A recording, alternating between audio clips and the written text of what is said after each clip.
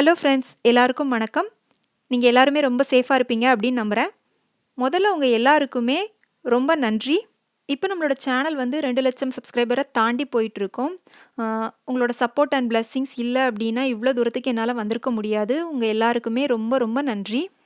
இன்றைக்கி நம்மளோட சேனலில் என்ன பார்க்க போகிறோம் அப்படின்னா, இன்றைக்கி சென்னை ஸ்பெஷல் வடகறி ரெசிபி தான் நம்ம பார்க்க போகிறோம். வாங்க எப்படி பண்ணுறதுன்னு பார்க்கலாம்.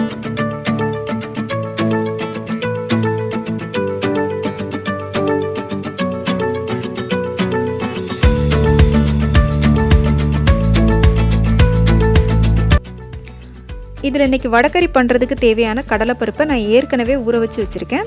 200 கிராம் கடலைப்பருப்பை நல்லா தண்ணி ஊற்றி கழுவிட்டு ஒரு 3 மணி நேரம் ஊற வச்சு வச்சுருக்கேன். 2லேருந்து 3 மணி நேரம் கண்டிப்பாக கடலைப்பருப்பை ஊற விட்டுக்கோங்க. இப்போ இந்த தண்ணி எல்லாத்தையும் வடிச்சிட்டு பருப்பை மட்டும் ஒரு மிக்சி ஜாருக்கு மாற்றிக்கலாம். இதோட 1 டீஸ்பூன் சோம்பு, காரத்துக்காக 2 காஞ்ச மிளகாய், அப்புறமா 2 பல் பூண்டு உரித்து போட்டுக்கோங்க. தேவையான அளவுக்கு உப்பு சேர்த்துக்கோங்க. உப்பு சேர்க்கும் போது ரொம்ப கவனமாக சேர்த்துக்கோங்க. இதில் வந்து கொஞ்சமாக நீங்கள் உப்பு போட்டால் போதும். இதுக்கப்புறமா இதை நம்ம குழம்போடு சேர்த்து கொதிக்க விடும்போது குழம்புல சேர்த்துருக்குற உப்பும் வந்து இதில் பிடிக்கும். அதனால் கொஞ்சமாக சேர்த்துட்டு தண்ணி சேர்க்காமல் இது இந்த மாதிரி கொரப்பாக அரைச்சி எடுத்துக்கோங்க. ரொம்ப மையாக அரைக்கக்கூடாது. இந்த மாதிரி கொஞ்சம் கொரன்னு இருக்கிற மாதிரி அரைச்சி எடுத்துக்கோங்க. தண்ணி வந்து தேவைப்பட்டுச்சு அப்படின்னா சும்மா 1 ஸ்பூன் மட்டும் விட்டுக்கோங்க. இப்போ இதை வந்து நம்ம நல்லா சூடான எண்ணெயில் போட்டு ஃப்ரை பண்ணிக்கலாம். எண்ணெய் வந்து கொஞ்சம் மீடியம் ஹீட்டில் வச்சுட்டு இதை ஃப்ரை பண்ணிக்கோங்க. இந்த மாதிரி கிள்ளி போட்டுக்கோங்க. நீங்கள் வடை மாதிரி போட்டுட்டு அதுக்கப்புறமா அதை உதுத்து விட்டு வடகறி பண்ணுறதா இருந்தாலும் பண்ணலாம். ஆனால் இந்த மாதிரி நீங்கள் பண்ணும்போது இன்னும் டேஸ்ட் வந்து கொஞ்சம் உங்களுக்கு நல்லாயிருக்கும். இப்போ இது வந்து ஃபுல்லாக வேகக்கூடாது. இது வந்து ஒரு 3/4 வாசி வெந்தால் போதும். வடை மாதிரி நல்லா செவந்து வரணும்னு அவசியம் இல்லை. இந்த மாதிரி கொஞ்சம் செவந்து வர ஆரம்பித்ததும் இதை நீங்கள் எண்ணெயிலேருந்து எடுத்துடலாம். இப்போ நீங்கள் பார்த்தீங்கன்னா தெரியும், கொஞ்சம் வந்து கலர் வந்து மாறி வந்திருக்கு. இப்போ இதை வந்து நம்ம எண்ணெயிலேருந்து எடுத்துடலாம். இப்போ இதில் வந்து கொஞ்சம் பெருசாக இருக்கிறது எல்லாத்தையும் இந்த மாதிரி உதுத்து விட்டு ரெடியாக எடுத்து வச்சுக்கோங்க. இப்போ வந்து நம்ம வடகறி எப்படி பண்ணுறதுன்னு பார்க்கலாம். கடாயில் வந்து ஒரு 3 டேபிள் ஸ்பூன் நல்லெண்ணெய் ஊற்றிக்கோங்க. இப்போ இதில் பார்த்தீங்கன்னா ஒரு பிரிஞ்சி இலை, 3 கிராம்பு, 2 ஏலக்காய், ஒரு சின்ன துண்டு பட்டை, அப்புறமா ஒரு சின்ன துண்டு ஜாதிப்பூ எடுத்து வச்சுருக்கேன். இப்போ எண்ணெய் சூடானதும் இதை அதில் போட்டுக்கோங்க. இதோடவே ஒரு 1/2 டீஸ்பூன் சோம்பு சேர்த்து போட்டுக்கோங்க. இப்போ இதெல்லாம் கொஞ்சம் வறுப்பட்டு வாசனை வந்ததும் 2 பெரிய வெங்காயம், கொஞ்சம் மீடியம் சைஸில் இருக்கிற பெரிய வெங்காயத்தை நல்லா மெல்லிசாக நீள வாக்கில் கட் பண்ணி போட்டுக்கோங்க. காரத்துக்காக இதோட ஒரு 3 பச்சை மிளகாய் நான் போட்டிருக்கேன். உங்களோட காரத்துக்கு ஏற்ற மாதிரி பச்சை மிளகாய் போட்டுட்டு வதக்கி விட்டுக்கோங்க. இந்த வெங்காயம் வந்து கொஞ்சம் நல்லா கண்ணாடி பதத்துக்கு வதங்கி வரட்டும். வதங்கி வந்ததுக்கப்புறமா இதோட நம்ம இஞ்சி பூண்டு விழுது சேர்த்துக்கலாம். இப்போ வெங்காயம் வந்து நல்லா வதங்கிருச்சு. இப்போ இதோட வந்து 1 டேபிள் ஸ்பூன் இஞ்சி பூண்டு விழுது சேர்த்துட்டு இஞ்சி பூண்டோட பச்சை வாசனை போக கொஞ்சம் நல்லா வதக்கி விட்டுக்கோங்க. இஞ்சி பூண்டோட பச்சை வாசனை நல்லா மாறினதுக்கப்புறமா இதோட 1 டீஸ்பூன் தனி மிளகாய் தூள் போட்டுக்கோங்க. உங்களோட காரத்துக்கு ஏற்ற மாதிரி மிளகாய் தூள் போட்டுக்கோங்க.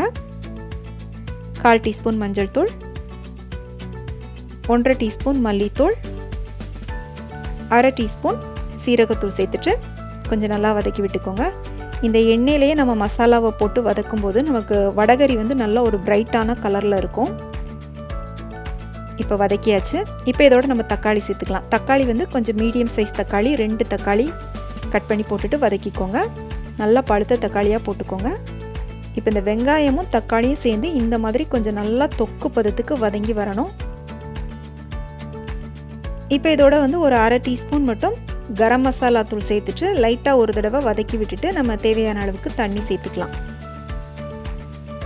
இப்போ இதோட தேவையான அளவுக்கு தண்ணி ஊற்றிக்கோங்க. தண்ணி வந்து கொஞ்சம் அதிகமாகவே ஊற்றிக்கோங்க. ஏன்னா நம்ம கடைசியில் வடை போட்டதுக்கப்புறமா வடை வந்து தண்ணி அதிகமாக இழுக்கும். அப்புறம் கிரேவி வந்து ரொம்ப ட்ரையான மாதிரி இருக்கும். அதனால் தண்ணி கொஞ்சம் நிறையா ஊற்றிக்கோங்க.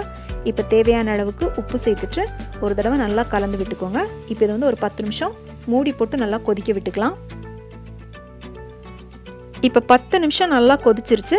இப்போ இதோட நம்ம தேங்காய் பால் சேர்த்துக்கலாம். தேங்காய் பால் வந்து மெஷர்மெண்ட் கப்புக்கு 3/4 கப் அளவுக்கு நல்லா திக்கான தேங்காய் பால் எடுத்து வச்சுருக்கேன். இது இதோட ஊற்றிக்கலாம். ஊற்றிட்டு நல்லா கலந்துட்டு ஒரு 2 நிமிஷத்துக்கு மட்டும் கொதிக்க விட்டுக்கோங்க. 2 நிமிஷம் நல்லா கொதிச்சதுக்கப்புறமா இதோட நம்ம உதுத்து வச்சுருக்கிற வடையை போட்டுட்டு நல்லா கலந்துட்டு அடுப்பை சிம்முக்கு மாற்றிட்டு ஒரு 3 நிமிஷம் கொதிக்க விட்டுக்கோங்க. ஒரு 3 நிமிஷம் கொதிக்க விட்டீங்க அப்படின்னா நல்லா மேலே எண்ணெய் மிதந்து வரும். இப்போ இது கொதிக்கட்டும். பாருங்கள், இப்போ வந்து மேலே வந்து லைட்டாக எண்ணெய் பிரிஞ்சு வர ஆரம்பிச்சிருக்கு. இந்த நேரத்தில் பொடி பொடியாக கட் பண்ண மல்லித்தழை கொஞ்சமாக தூவிட்டு ஒரு தடவை லைட்டாக கலந்து விட்டுட்டு அடுப்பு ஆஃப் பண்ணிட்டு அடுப்புலேருந்து இறக்கிடுங்க. இப்போ நம்மளோட சென்னை ஸ்பெஷல் வடகரி வந்து ரெடி ஆயிடுச்சு. இதை இன்றைக்கி நான் எங்கள் வீட்டில் ஆப்பத்துக்கு சைட் டிஷ்ஷாக பண்ணியிருக்கேன். நீங்கள் வந்து இட்லி, தோசை, சப்பாத்தி, இடியாப்பம் எல்லாத்தோடையும் வச்சு சாப்பிட்லாம். அட்டகாசமாக இருக்கும். கண்டிப்பாக ட்ரை பண்ணி பாருங்கள். பிடிச்சிருந்துச்சு அப்படின்னா உடனே லைக் பண்ணிவிட்டு உங்கள் ஃப்ரெண்ட்ஸ் அண்ட் ஃபேமிலிக்கு ஷேர் பண்ணுங்கள். மீண்டும் வேறொரு ரெசிபியோடு சந்திக்கிறேன். நன்றி, வணக்கம்.